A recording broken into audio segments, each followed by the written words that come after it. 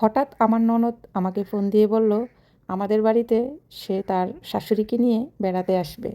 আমি খুশিতে লাফাতে লাফাতে গিয়ে আমার শাশুড়ি মাকে বললাম, জানেন মা, আজকে আমার বাবা মা আসবে আমাদের বাড়িতে বেড়াতে। ঘরে তো মাছ মাংস তেল ঝাল কিছুই নেই। বাবাকে বলেন একটু বাজার করে নিয়ে আসতে। আমার শাশুড়ি বলল, আমার হাতে এখন সময় নেই, আমি এখন আমার মেয়ের বাড়িতে যাব, তুমি গিয়ে তোমার শ্বশুরকে বলো। শ্বশুরকে বললাম, বাবা, আজকে আমার মা বাবা আসতেছে আমাদের বাড়িতে, যদি একটু বাজার করে নিয়ে আসতেন। শ্বশুর বলল, আমার হাতে কোনো টাকা নেই, আমার ছেলেকে বলো। আমার স্বামীকে যখন বললাম আমার মা বাবা আসতেছে আমাদের বাড়িতে, ঘরে কোনো বাজার নেই, বাজার করে নিয়ে এসো। আমার স্বামী বলল, আমার হাতে এখন সময় নেই, বাসায় যা আছে তাই রান্না করো। এবার দেখ দজ্জাল বইয়ের কাহিনী। বাসায় শুধু পাঙ্গাস মাছ ছিল, আর পাঙ্গাস মাছের তেল ছিল। ওই তেলটা দিয়েই পাঙ্গাস মাছগুলো এখন ভাজবো আর পাঙ্গাস মাছই রান্না করে রাখবো। বারান্দায় গিয়ে দেখি পুঁই শাক আছে, আর বাসায় 2টা আলু ছিল। পাঙ্গাস মাছ দিয়ে এখন পুঁই শাক দিয়ে রান্না করে রাখবো। আর ননদের শাশুড়ি আসলে তাদেরকে এগুলোই খাওয়াবো। এবার দেখো দজ্জাল বউয়ের কাজ। তোমরা যখন দজ্জাল শাশুড়ি হতে পারো, আমরাও দজ্জাল বউ হতে পারি।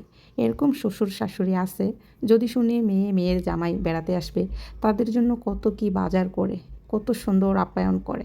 আর যদি ছেলের শ্বশুরবাড়ি থেকে মেহমান আসবে শুনে, তাহলে তাদের মানে নানান বাহানা, অনেক কাজ থাকে, ব্যস্ত থাকে, তারা ব্যস্ততার কারণে রান্নাবান্না করতে পারে না, অনেকেই এই অজুহাত দেখায়।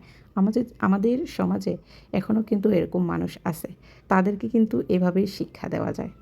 আমি না হয় একটু শাশুড়ি মাকে মজা করেই বললাম যে আমার বাবা মা আসতেছে, আমার শ্বশুরকে, আমার স্বামীকে।